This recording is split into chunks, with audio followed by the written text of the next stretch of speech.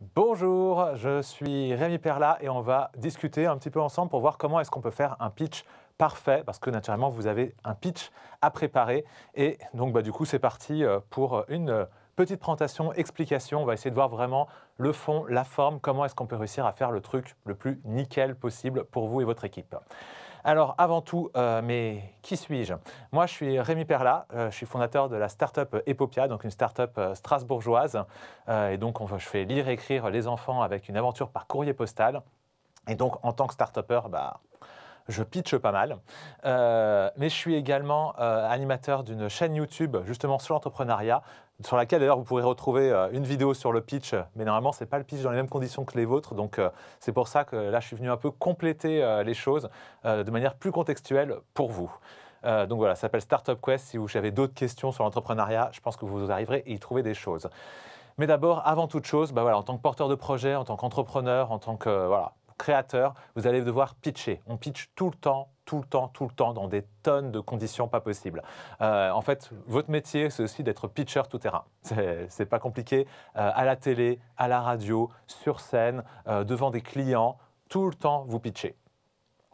Mais alors là, on est dans un contexte un peu particulier, parce que moi, d'habitude, effectivement, le pitch sur scène devant 2000 personnes, je maîtrise. Mais alors le pitch en vidéo, à distance, petite difficulté en plus, et donc on va essayer aujourd'hui de voir comment est-ce qu'on arrive à faire ça un peu intelligemment dans la petite mise en abîme. Je suis en train de le faire en vidéo en plus, avec derrière une slide sur laquelle je le fais encore en vidéo. Bref, je m'éclate tout seul. Alors, deux choses, le fond, la forme. Je vous propose qu'on commence d'abord par le fond, parce que c'est quand même bien d'avoir un truc à dire en fait. On s'en fout de savoir comment on le fait, si on n'a rien à dire, ça ne sert à rien. Donc commençons par le fond. Et la première chose d'un bon pitch, c'est d'avoir une histoire. On raconte des histoires, les gens en fait, ils n'ont pas envie d'entendre que vous avez fait tant de chiffres et que peut-être qu'il y a des gens que ça pourrait, à qui votre idée pourrait plaire. Non, ils veulent qu'on rentre dans une histoire, un début, une fin, il était une fois. On veut s'identifier à un personnage, on veut vivre quelque chose avec eux. Et là, vous captez l'attention et les gens vous suivent jusqu'au bout du monde. Le monde fonctionne avec des histoires et il faut vraiment dessiner une histoire. Alors, il y a différents types d'histoires, mais pour qu'une histoire fonctionne, il y a des recettes. Il y a une manière de faire qui va permettre vraiment d'aller amener les gens et les garder avec vous en allant chercher de l'émotion, typiquement de la peur, de la joie, de l'identification. Alors typiquement là, vous avez le livre des idées qui collent. Exemple très simple, si jamais vous voulez créer un truc qui est un nouveau fruit, un pomelos, je ne sais pas si vous connaissez les pomelos. Un pomelos, en gros, vous pouvez dire, OK, j'ai un super projet, ça va être un agrume, il va être plutôt orange-rosé, il va être sucré, il va être plutôt gros. Et là, les gens se disent, ouais, je ne sais pas ce que c'est, et ils vous auront oublié à peu près dans les 10 minutes qui suivent. Par contre, si vous venez en disant, alors, c'est un pamplemousse, mais en plus gros, là, vous êtes sûr que les gens ils vont s'en souvenir, parce que c'est simple, ça leur parle, ils ont une image qui se crée dans leur tête, et en créant des images dans la tête des gens, vous arrivez à vous ancrer vraiment dans leur mémoire, ils ont une image qui va rester dans le temps et après ils savent de quoi vous parlez. Donc il faut être clair et explicite sur ce qu'on dit et donc pour ça il faut aller vers la simplicité. Pas besoin de cirque, vous avez une expertise, vous êtes passionné de votre projet, mais ça ne sert à rien d'étaler tout ça. Alors je ne vais pas vous faire le coup de c'est comme la confiture, plus on en a. Non, c'est pas au contraire, c'est au contraire. Pensez que les gens en face n'ont pas votre culture, n'ont pas en tout cas cette culture-là, cette expertise-là sur le domaine, n'ont même pas forcément le même niveau d'intérêt que vous et de passion pour ce domaine-là. Donc votre but, ce n'est pas de leur donner tout ce que vous avez, c'est de leur donner, allumer la flamme de la passion et de l'intérêt. Donc pour ça, il faut être direct, il faut dire clairement ce qu'on cherche et y aller droit au but, sinon vous allez perdre les gens en route. Autre chose, il y a deux types d'informations que vous allez donner et il faut les deux. Il faut de l'émotion. I am the king of the world. Et il faut de la crédibilité. Donc ça veut dire qu'il faut aussi donner des informations factuelles, chiffrées. Et pourquoi de l'émotion? Parce que c'est avec l'émotion que vous allez attirer les gens et que les gens vont vouloir vous suivre, vont vouloir aller jusqu'au bout de votre pitch et ne vont pas décrocher. Par contre, si vous êtes que dans l'émotion, donc si vous êtes dans la passion, dans le c'est génial, ça va changer le monde, on va sauver trop de vies, c'est trop important, les gens disent ok, mais il est juste en train de délirer tout seul, il se fait son film dans sa tête, mais en fait ça repose sur rien. Donc non, il faut aussi rajouter le X% de marché, on a fait une étude sur tant de personnes avec telle chose, ça ramène tant d'argent. Montrer qu'il y a des faits, montrer des chiffres, et ça permet de rassurer. Émotion, crédibilité, les deux vont ensemble. Et ensuite, tout ça, on va le dessiner dans un schéma, dans une structure. Alors là, je vous donne une structure, c'est un canevas en W. C'est une structure qui est très, très efficace, notamment parce qu'elle intègre ce passage de l'émotion à la rationalité de manière rythmique. Donc, la moitié est aspirationnelle, on donne envie, et l'autre moitié est rationnelle, elle est là pour rassurer. Ce n'est pas qu'un doux rêveur, et en même temps, ce n'est pas quelqu'un de chiant et c'est insupportable à écouter. Il faut les deux. Et donc, on va dessiner un W qui va partir d'abord du pourquoi, donc l'origine, pourquoi est-ce qu'on fait ça, quel problème on résout, et qui va aller jusqu'à l'avenir, comment on va changer le monde demain. Et là, on va circuler dans un W. Donc, on va partir du A. Alors, par exemple, vous avez eu un canevas de pitch. Donc, vous pouvez, par exemple, prendre le canevas que les coachs vous ont donné et l'appliquer dans ce W. Mais vous avez, par exemple, commencé sur le A, sur le voilà, donc on est dans l'émotionnel. Moi, j'ai un problème hyper fort tous les jours qui me pèse et ça me gâche la vie. Et ça peut marcher sur n'importe quel sujet. Donc voilà, là, les gens rentrent en empathie et découvrent combien c'est dur. Et là, ils sont dans l'émotion. Et ensuite, on va aller dans le rationnel parce que ce n'est pas que des mots. Donc, et ça touche, il y a eu des études qui sont sorties, ça touche tant de personnes qui ont tel degré, ça fait perdre tant d'argent, ça m'aide à telle situation. Donc là, on est vraiment dans les faits rationnels. Donc les gens se disent, OK, c'est vraiment important. On remonte du coup sur le what, par exemple. Donc, du coup, quelle est ma solution? Et là, la solution, là, vous faites rêver. Donc, c'est nous, on a imaginé de faire un truc qui est génial et qui va sauver tout le monde parce que ça fait ça, ça, et c'est trop cool. Donc là, on est vraiment dans de l'émotion parce que ce n'est pas des faits. Mais derrière, on va redescendre de nouveau sur des faits. Donc, on va compléter. On a dit ce qu'on voulait faire, mais pourquoi on est sûr que ça va marcher? Parce que ça règle tel problème, parce que ça permet de toucher telle tranche de marché qui a telle taille, parce qu'il y a tel fait. Donc voilà, vous amenez des faits qui viennent vraiment confirmer ce que vous avez dit dans le point d'explication et ensuite vous remontez dans l'émotion sur le « et grâce à ça, demain, on va pouvoir aller faire ça, ça et ça va aider tant de gens » et il faut finir naturellement sur un final qui entraîne, les gens ont envie, vous voulez que les gens vous suivent, donc il faut leur donner envie de vous suivre. Et donc voilà, c'est un peu ce déroulé-là, émotion et fait, qui va vous permettre d'entraîner les gens. Et donc là, je vous l'ai fait sur un pitch assez simple, mais vous pouvez suivre pour le coup le canevas qui vous a été distribué et le coller dans ce W pour progresser au fur et à mesure.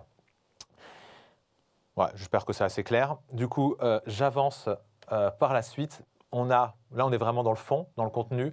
Et tout ça, c'est bien, c'est joli, mais en fait, tout le monde, toutes les autres équipes, tous les autres porteurs de projets et porteuses de projets vont faire la même chose. Donc, ça veut dire qu'il va falloir, si vous êtes plein, vous n'êtes jamais seul à pitcher. En général, il y en a d'autres projets. Et du coup, il va falloir sortir du lot. Et pour sortir du lot, il faut amener quelque chose de plus, il faut amener de l'inattendu. Et là, on est à la frontière entre le fond et la forme. Donc là, on est reparti un peu plus sur la forme. Et alors, je vais vous donner un exemple très très simple. Les pitchs les plus connus du monde. Voyons voir qui est le pitcher le plus connu du monde. Prenons au hasard Steve Jobs. Ouais, c'est celui-là à qui vous pensiez. Hein. Eh bien, comment est-ce que Steve Jobs, il crée l'inattendu? C'est pas compliqué. Il va vous sortir un jour un ordinateur d'une enveloppe. Tout le monde se souvient de ce pitch. On avait tous des tours chez nous qui étaient gigantesques et le mec, il ramène une enveloppe et il fait « Oui, j'ai créé un super ordi. » Et il est là. Et il est tout flat. Et ce truc-là, c'était hyper marquant. C'est ce qu'on appelle un moment star. C'est le moment où tout le monde s'en souvient. Et encore 10 ans plus tard, je ne sais même plus quand c'était cet ordi, mais tout le monde se souvient encore de ça. Xavier Niel nous a fait la même quand il a sorti ses forfaits free. Tous les gens qui étaient dans la salle, qui suivaient la keynote, ils avaient une pièce de 2 € là sous leur chaise et tout le monde a sorti une pièce de 2 €. Il a fait « Voilà, vous voyez cette pièce? Avec ça, vous allez pouvoir vous payer votre forfait téléphonique maintenant. » C'est hyper marquant, c'est fort, c'est physique, c'est clair, c'est super fou. Et ça, c'est quelque chose qu'il faut réussir à mettre, même dans un cas où on est en vidéo, il faut réussir à amener ce truc qui fait que dans la flopée des pitchs, le vôtre, on s'en souviendra. Et on ne s'en souviendra pas juste à la fin quand le jury se réunira, on s'en souviendra encore dans les 10 ans qui suivent. Tout le monde se souvient de ces moments-là. Typiquement, nous, moi, quand je pitch chez Popia, à un moment, je suis en pitch, je suis rationnel, et puis à un moment, je sors une couronne et je la mets sur la tête et je deviens roi d'un royaume et je rentre dans une aventure et tout le monde à la sortie se dit « Ah ouais, c'est le mec qui avait la couronne ». Et je recroise des gens des années plus tard et ils se souviennent encore « Ah ouais, c'est toi qui mettais une couronne dans ton pitch ». Voilà, le moment star, ça va vraiment vous permettre de vous démarquer et ça change tout. On est dans la forme, on continue. Alors là, on est vraiment sur un format vidéo, donc c'est compliqué parce que du coup, on est flat. Alors en plus, vous avez un contexte encore plus difficile. On est en vidéo. Vous êtes à distance, donc vous n'êtes pas les uns à côté des autres en train de pouvoir vous tourner un petit film ensemble en vous faisant un lead dub ou je ne sais quoi. Et pour la plupart d'entre vous, j'imagine, vous avez prévu aussi d'appuyer votre propos avec une présentation, voilà, le PowerPoint habituel. Et donc, vous voulez montrer la slide, la belle slide que vous avez préparée avec du contenu intéressant. Mais en même temps, il faut aussi qu'on voit vos visages. C'est des gens qui pitchent.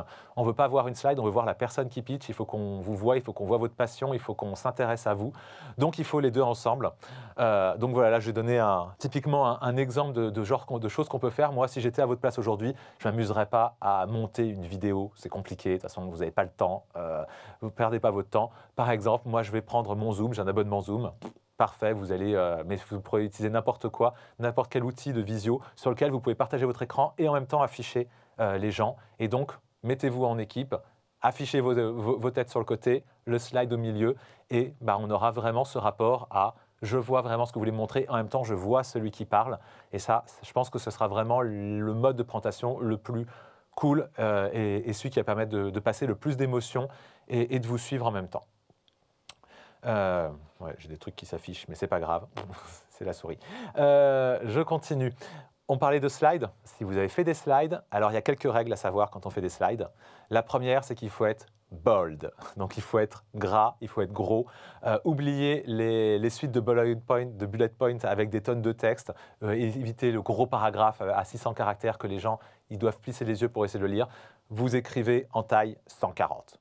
Voilà. 140, c'est pas mal. Alors, moi, typiquement, si vous regardez depuis le début, je suis en taille 80. La règle, c'est pas moins de 70. Tout ce qui est en dessous de 70 ne sert à rien, personne ne le lira. Et vous ne voulez pas que les gens cherchent à lire, parce que si les gens cherchent à lire ce qui est sur la slide, ils ne vous écoutent pas parler. Or, vous avez préparé un pitch précis avec des éléments, des arguments, et s'ils n'écoutent pas la moitié, ils vont perdre le fil. Donc, vous ne voulez surtout pas qu'ils regardent vos slides. Et si vous avez remarqué depuis le début, mes slides, il n'y a rien dessus. Elles ne sont pas faites pour être lues. Donc, soyez bold. Donc, typiquement, là, je suis une entreprise qui fait du bois. Est-ce que ça vous intéresse de savoir que mes valeurs, c'est la proximité, l'écoute, la biologie, le conseil? Ça, c'est typiquement le genre de slide où si vous affichez ça, les gens vont commencer à lire la slide pour avoir peur de perdre une information et vont arrêter d'écouter ce que vous dites. Donc ça, vous oubliez. C'est mort. Vous faites ça. Voilà, ça, c'est clair. Vous êtes une boîte qui fait du bois. Et depuis 1950, c'est classe. On projette plein de choses là-dessus. C'est exactement ça qu'il faut faire, c'est ça une bonne slide. Oubliez le texte. Une slide, c'est une image inspirante qui appuie votre propos, mais qui ne vient pas faire que les gens regardent et passent du temps au lieu de vous écouter. Et un texte qui est simple et qui est clair et direct. OK, on a dit qu'on était en vidéo, par exemple en visio. Il faut faire gaffe aussi à ce qui se passe derrière vous. Alors là, ça va. Là, je suis en studio, j'avoue, c'est facile. Mais vous l'avez tous vécu parce que vous faites déjà des visios au boulot. Voilà, en général, le derrière, ça peut être le bordel. Le problème, ce n'est pas que ce soit le bordel. Le problème, c'est que derrière, il y a un truc qui attire l'attention et qui fasse que plus personne ne vous écoute. Typiquement, le mouvement attire plus que le son. Donc, s'il y a le chat qui passe derrière, tout le monde va arrêter de vous écouter et va se mettre à regarder le chat. C'est con, hein. Si vous êtes notamment, je l'ai dit avant, vous avez une slide et que vous avez toutes les têtes de tous les gens qui participent de votre équipe qui sont affichés. S'il y en a une qui parle mais que les autres bougent, on va regarder celle qui bouge et on va arrêter d'écouter celle qui parle. Donc, restez stable. Il faut que celui qui parle peut bouger, les autres doivent rester stables. Et derrière vous, évitez d'avoir un truc qui fait, alors là, dans l'exemple, si on regarde bien précisément, il y a une vieille bouteille de coca, il y a des poubelles derrière lui. C'est vraiment pas le truc idéal. Mais en plus, enfin voilà, il ne faut pas qu'il y ait un truc où on se dise, mais qu'est-ce que c'est? C'est quoi ce tableau? Ça a l'air, c'est un Kandinsky. Et pendant ce temps, on a complètement perdu le pitch. Donc voilà, essayez de penser quelque chose de simple qui ne distrait pas. Le son, c'est le plus important. Alors, parce que je suis un mec cool, j'ai suivi naturellement tout le live, le stream depuis le début du HIC. Et notamment, j'ai suivi vos pitchs au début. Et c'est vraiment cool, hein. Vraiment, c'était top. Mais alors, il y en avait un, je ne sais plus lequel c'est, et pour cause, et vous allez comprendre, il y en avait un qui avait l'air vachement bien, il avait un micro et tout, mais j'ai rien compris, on n'entendait pas, le son était un peu foireux. Et du coup, je passais mon temps à essayer, quoi, et en fait, je ne sais même pas vous dire ce qu'il a pitché. J'ai décroché. Pourtant, il avait un micro, alors c'est vraiment con. Mais voilà, moi, je n'ai pas compris et je ne sais pas vous dire ce qu'il a pitché parce que le son n'était pas là. Alors, en vrai, l'image, c'est bien, mais si l'image est foireuse, on continue à vous écouter, à vous suivre. Si le son est foireux, vous avez perdu tout le monde. Donc le plus important, c'est le son. Ne soyez pas dans une salle où il y a de la réverb. Essayez d'avoir un micro. Si vous avez un petit micro-cravate à 5 €, là, c'est cool. Évitez qu'il y ait du bruit derrière vous. Ne faites pas ça en extérieur. Les films en extérieur, c'est l'horreur. Enfin bref, voilà. Essayez vraiment d'avoir le son le plus propre possible parce que c'est avec ça que vous perdez tout le monde sinon. Et puis, savoir qui pitch. Vous êtes une équipe. Alors, on va se dire, ouais, mais on est une équipe, c'est une aventure. Et oui, effectivement, un HIC, un hackathon, c'est une aventure humaine. On vit, on crée une équipe, on vit ensemble, on veut porter ce projet ensemble. Mais on n'est pas là pour les gens, on est là pour le projet. Et donc, il faut savoir aussi à un moment mettre l'ego de côté. Le but, c'est pas de se dire chacun va dire une phrase sur deux parce que comme ça, tout le monde participe et on l'a fait ensemble. C'est beau, c'est mignon, mais c'est inefficace au possible. Il faut absolument que ceux qui prennent la parole la prennent de manière claire, donc qu'ils soient à l'aise. Il faut éviter les blancs à chaque fois qu'on passe la parole de l'un à l'autre. Donc, il faut plutôt essayer de limiter. Et c'est même pas forcément le porteur de projet qui parle, c'est celui qui est le plus ou celle qui est le plus à l'aise dans la prise de parole. C'est vraiment ça qui est important. Donc, oubliez l'ego, faites le meilleur choix pour le projet au sein de l'équipe qui est à l'aise pour parler. Et cette personne-là, eh ben, c'est la personne qui présente. Alors ça, c'est ce que je dis d'habitude. Hein. Mais là, on est dans un format vidéo, donc c'est un peu flat, c'est un peu long, il n'y a rien qui bouge. C'est, on va dire, limite un peu chiant. Et donc, c'est important de remettre de la dynamique. Et donc, ça peut être intéressant s'il y en a deux qui sont à l'aise pour prendre la parole. C'est rarement toute une équipe où tout le monde est bon à l'oral. Hein. Mais si on a un autre qui est aussi à l'aise pour prendre la parole, faites une alternance, parce que ça permet notamment quand on parle beaucoup, là vous voyez, je parle beaucoup et au bout d'un moment, je commence à avoir un ton qui devient plat et ça devient chiant. Et en fait, je perds le fil. Et là, il y a l'autre qui vient au renfort et à qui c'est son tour et qui repart avec une nouvelle dynamique. Et donc, justement, comme on disait, et ça remet de la dynamique et donc ça évite de s'ennuyer. Ça ne veut pas dire qu'il faut faire une phrase sur deux, mais vous avez droit, au fil et à mesure de votre pitch, d'avoir le couper en 3 parties et que c'est pas la même. Il y a une personne au milieu en plus, donc 1, 2, 1. Bref, vous pouvez un peu répartir les choses, histoire de mettre de la dynamique, mais en tout cas, ne faites pas passer le micro à tout le monde, essayez d'avoir quelque chose de clair et de simple pour que le discours passe avant la forme. Et on est pas mal. Alors vous avez, si je me souviens bien, 3 minutes de pitch. Donc, il va falloir que votre truc tienne en 3 minutes. Vous avez vu d'ailleurs le canevas qui vous a été donné. Il y a quand même une intro, il y a 8 cases différentes, plus encore une conclusion. C'est chaud en 3 minutes, je ne vous le cache pas. Donc, c'est-à-dire qu'il faut être hyper efficace. Il y a sûrement des cases que vous allez couper parce qu'à un moment, il va falloir faire des choix. Donc, maîtrisez ce temps. Ça veut dire qu'il faut que vous vous entraîniez, qu'il faut que vous voyez ce qui tient en 3 minutes, vous vous entraînez, vous l'essayez. Et si ça ne tient pas, vous coupez dans le gras, encore et encore. De toute façon, le texte idéal, c'est celui dans lequel on ne peut plus rien couper. Donc, tant que vous arrivez à couper un truc, c'est qu'il fallait couper. De toute façon, il faut que ça tienne dans les 3 minutes. Donc, soyez maître de votre temps, ça c'est hyper important. Et pour ça, il n'y a pas de mystère, il faut s'entraîner. Donc, vous n'allez pas le faire en une prise. Hein. Entraînez-vous d'abord vachement avant de le faire vraiment, parce que c'est comme ça, ce sont pour le pitch, plus vous pitcherez, mieux vous pitcherez. Et ne soyez pas stressé parce que c'est la première fois et que vous ne savez pas trop si vous allez vous en sortir, vous allez bégayer, tout ça. On s'en fout. C'est normal, on porte un projet, c'est une première et ça fait partie du jeu et c'est pour ça aussi que c'est fun à faire. On se met en danger et en même temps on est tous bienveillants, personne ne vous jugera. Par contre, c'est un entraînement qui va vous servir. Ce premier-là, moi la première fois que j'ai pitché Epopia, c'était dans un Startup Weekend. Je crois que c'est à peu près le pire pitch que j'ai fait de ma vie. Je l'ai revu des années plus tard, c'est une catastrophe, on n'est même pas arrivé au bout, c'était affreux. Et pourtant à l'époque les gens l'ont kiffé et d'ailleurs on a été lauréat. Donc et avec le recul, c'est une catastrophe. Mais donc, oui, vous allez vous améliorer, c'est pas grave, c'est pas une fin en soi, ce pitch. C'est plutôt une première phase d'entraînement qui va vous amener de pitch en pitch à le faire de mieux en mieux et avec un bagou de plus en plus fort et avec une construction de plus en plus efficace que vous allez avoir du feedback et donc vous allez pouvoir l'améliorer. Donc, entraînez-vous en amont et ne prenez pas ça trop au sérieux, ça reste un entraînement, ce n'est pas une phase finale où vous jouez votre vie. Et puis, pour finir, amusez-vous. Voilà, un pitch, c'est fun. Moi, si je suis venu là, c'est pas pour vous faire une présentation, parce que ça m'amuse en fait de faire ça. Et je trouve ça fun. Et il faut que vous aimiez ça. Donc, mettez aussi au micro quelqu'un qui aime ça, parce que si vous aimez ça, ça va se ressentir, ça va se voir, il y aura une énergie qui va passer et ça va mettre une dynamique, une belle dynamique. Et voilà, il faut vraiment que vous vous amusiez. Donc mettez des blagues, mettez de l'inattendu, mettez votre moment star. Il ne faut pas vous être mal à l'aise avec ça, le 1, je le fais mais j'ai pas envie. Non, non, il faut vraiment le vivre en étant à la cool et ce sera top et on va kiffer grave. Et j'ai hâte de voir tous vos pitchs parce que je pense que ça va être énorme. Voilà. En gros, en résumé, je pense que c'est déjà pas mal comme tour. Si jamais vous avez des questions, vous pouvez me retrouver sur YouTube, sur Startup Quest ou sur les réseaux Rémi Perla. N'hésitez pas. Et puis, bonne chance pour la suite, ça va être énorme. Merci à tous.